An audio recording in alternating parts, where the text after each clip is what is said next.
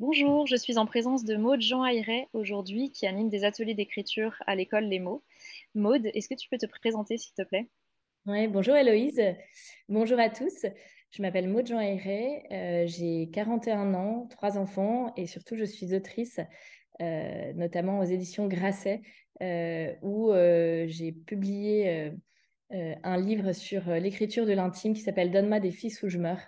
Voilà, je suis vraiment une autrice qui porte toute son attention à l'intime, à dire quand c'est vital, poser des mots sur ce qu'on vit, sur les mots MAUX aussi. Et du coup, c'est quelque chose que j'aime particulièrement partager en atelier d'écriture. Merci Maude. Est-ce que tu peux nous dire ce qui te plaît dans l'animation d'ateliers d'écriture? Justement, on y vient. En fait, donc j'anime des ateliers d'écriture depuis maintenant quelques années et aussi bien à l'école Les Mots que dans des endroits comme des centres de prévention santé, des associations pour femmes ou pour adolescents, également dans des résidences d'artistes. Et je crois que ce qui me touche le plus, c'est quel que soit l'âge, quel que soit le sexe, quel que soit le parcours de vie, euh, il y a ce moment où il y a cette petite flamme qui jaillit et je peux y arriver, je peux écrire, je peux le faire. Et à chaque fois, j'assiste à des choses assez magnifiques. Alors, je pense qu'en plus, les thèmes de mes ateliers qui sont liés à l'écriture de l'intime ou à des choses qu'on porte en soi le permettent d'autant, mais je trouve ça sublime en fait. Peut-être parce que je m'y retrouve aussi en tant qu'autrice et jeune autrice quand j'ai commencé, mais ce moment où on passe d'un rêve à une réalité, où on couche des mots, il y a la musique qui s'écrit, la mélodie et tout ça en groupe. Et je pense que le groupe est important, et notamment aussi, pas seulement dans le sens intervenant versus personnes qui participent à l'atelier, mais aussi ceux qui participent nourrissent l'auteur qu'on est, parce que souvent on est bien seul devant sa feuille, et là de pouvoir le vivre ensemble en grande bienveillance, je trouve ça très très fort. Merci Maude. Est-ce que tu peux nous dire le meilleur moment de ta vie de romancière? Le meilleur moment de ma vie de romancière. Alors, il y en a beaucoup, évidemment. Ça va être dur un moment. Il y a ce moment où l'histoire apparaît, commence à se créer dans ma tête. Parfois, ça peut prendre des mois. Mais voilà, et je suis. C'est comme si j'aspirais un peu le réel autour de moi. Il y a tout qui s'emboîte comme un puzzle. Mais je pense que le moment j'aime encore plus que tout, c'est le moment où le livre est sorti et, euh, et ces échanges qu'on peut avoir avec les lecteurs. Et je trouve que aussi avec les réseaux sociaux, les lecteurs se permettent d'autant plus d'entrer en contact avec les auteurs. Enfin, en tout cas, moi, c'est quelque chose que j'ai jamais fait par rapport à des auteurs que j'admirais. Et là, les réseaux sociaux le permettent aussi. Et du coup, moi, j'ai pu vivre vraiment des échanges très, très forts, très beaux, très sincères avec des lecteurs. Enfin voilà, me dire que mon livre a pu éveiller telle ou telle chose ou a permis de mettre des mots sur une réalité que d'autres aussi pouvaient vivre. Je crois que c'est ça, en fait, ce qui est le plus beau. Quand le livre ne m'appartient plus, mais qui trouve son écho chez d'autres. Merci beaucoup Maude. Alors tu animes un atelier au moment de Noël sur l'écriture d'une lettre à offrir à un proche. Est-ce que tu peux nous dire pourquoi tu as choisi ce thème? Ouais. Alors, la lettre, comme je le disais précédemment, pour moi, c'est le canal le plus simple d'écriture de l'intime. Et en plus, il n'y a pas cette angoisse peut-être de se dire, est-ce que je vais aller au bout d'un livre? Est-ce que je vais être capable de créer toute une histoire avec un schéma narratif, avec la lettre, ça peut être quelque chose de très fort, très court, très puissant.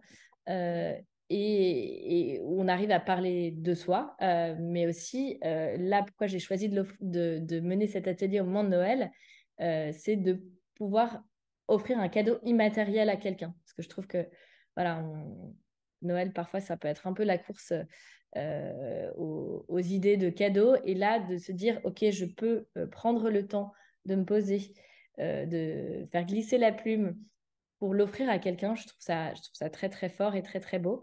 Et en plus, la lettre, c'est un petit côté complètement suranné. Enfin, moi, voilà, je trouve qu'on ne reçoit plus jamais de lettres. Une éventuelle vague carte postale au milieu d'une déclaration d'impôt. Et encore, souvent, elles sont dématérialisées.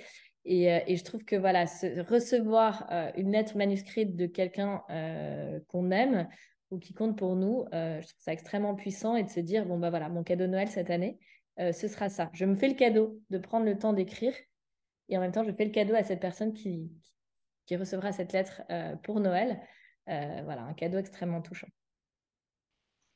Merci Maud. Est-ce que tu peux nous expliquer comment va se dérouler concrètement cet atelier?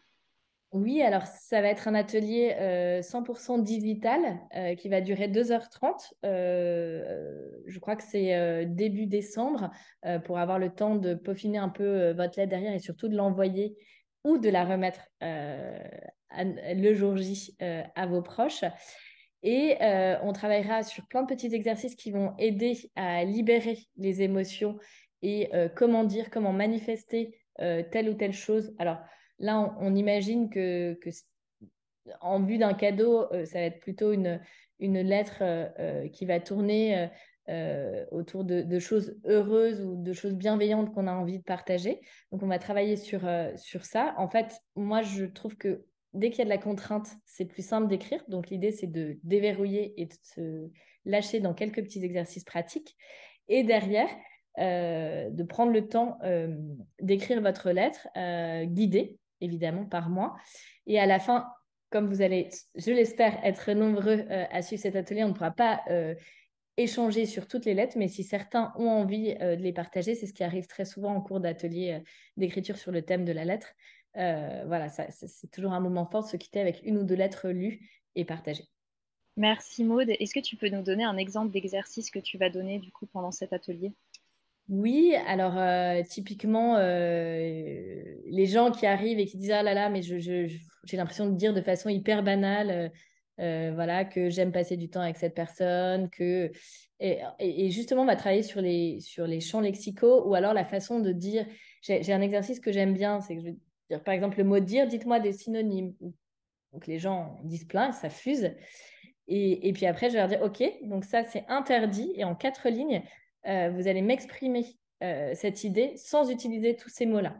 Donc ça va passer aussi par les 5 sens. Comment on traduit, par exemple, le mot hurler, comment ça se traduit dans un corps et pas seulement, voilà, je veux te hurler mon amour. Il y a peut-être autre chose plus puissant, d'autres façons de le dire.